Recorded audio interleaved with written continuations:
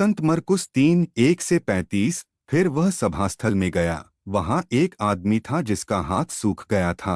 लोग यीशु पर निगाह लगाए हुए थे कि वह उसे सब्त के दिन चंगा करेगा या नहीं, ताकि वे उस पर दोष लगाए। उसने उस आदमी से कहा, जिसका हाथ सूख गया था, बीच में खड़ा हो जा। फिर उसने उनसे कहा, क्या सब्त के दिन भलाई करना उचित है या बुराई करना, जीवन बचाना या नाश करना? वे चुप रहे।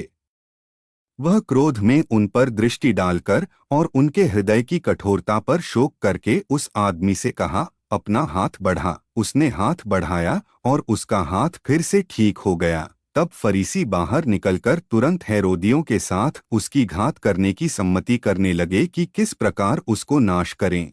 यीशु अपने चेलों के साथ झील की ओर चला गया और गलील से बड़ी भीड़ उसके पीछे हो ली। यहूदिया, यरूशलेम, इदूमिया, यरदन के पार, सूर और सिदोन के आसपास से भी बड़ी भीड़ उसके कार्यों को सुनकर उसके पास आई। उसने अपने चेलों से कहा कि उसके लिए एक छोटी नाव तैयार रखें ताकि भीड़ उसे न दबाए, क्योंकि उसने बहुतों को चंगा किया था। इसलिए जितने लोग किसी प्रकार की बीमारी से पीड़ित थे वे सब उसे छूने के लिए उस पर गिरे पड़ते थे।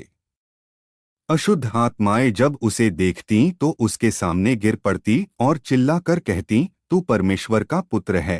पर वह उन्हें कड़ी चेतावनी देता कि वे उसे प्रकट न करें। फिर वह पहाड़ पर चढ़ गया और जिन्हें उसने चाहा उन्हें अपने पास बुलाया और वे उसके पास आए। उसने 12 को नियुक्त किया ताकि वे उसके साथ रहें और उन्हें प्रचार के लिए भेजे और उन्हें यह अधिकार दे कि वे दुष्टात्माओं को बाहर निकाल सकें। उसने 12 नियुक्त किए, शमौन, जिसे उसने पतरस नाम दिया, जब्दी के बेटे याकूब और याकूब का भाई यूहन्ना, इन्हें उसने बोअनर्गेस नाम दिया, अर्थात गरज के पुत्र, अंद्रियास, फिलिप्पुस, बरथुल्मै, मत्ती, थोमा, हलफई का पुत्र याकूब, थद्दीय कनानी शमौन और यहूदा इस्करियोती, जिसने बाद में उसे पकड़वा दिया। फिर वे घर आए। फिर ऐसी भीड़ इकट्ठी हुई कि वे भोजन भी नहीं कर सके।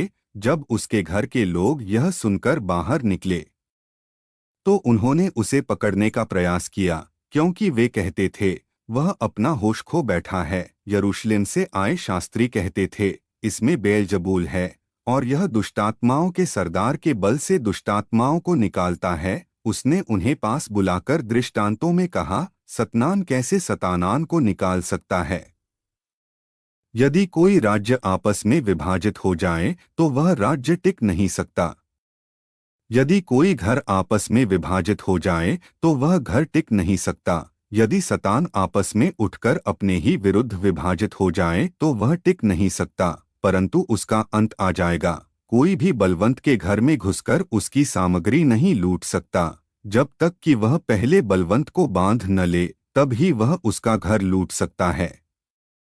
मैं तुमसे सच कहता हूँ, मनुष्यों के सब पाप और जितनी निंदाएं वे करते हैं क्षमा की जा सकती हैं, पर जो पवित्र आत्मा की निंदा करेगा उसे सदा क्षमा नहीं मिलेगी, वह अनंतकाल का अपराधी ठहरेगा। क्योंकि वे कह रहे थे, उसमें अशुद्ध आत्मा है। तब उसकी माता और भाई आए और बाहर खड़े होकर उसे बुलाने के लिए किसी को भेजा। भीड़ उसके चारों ओर बैठी थी। उन्होंने उससे कहा, देख, तेरी माता और भाई बाहर तुझसे मिलना चाहते हैं। उसने उत्तर में उनसे कहा, कौन है मेरी माता और कौन है मेरे भाई?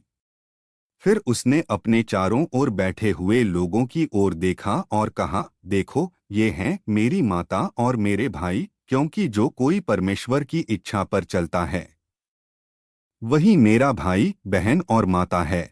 यह प्रभु का सुसमाचार है। आमीन।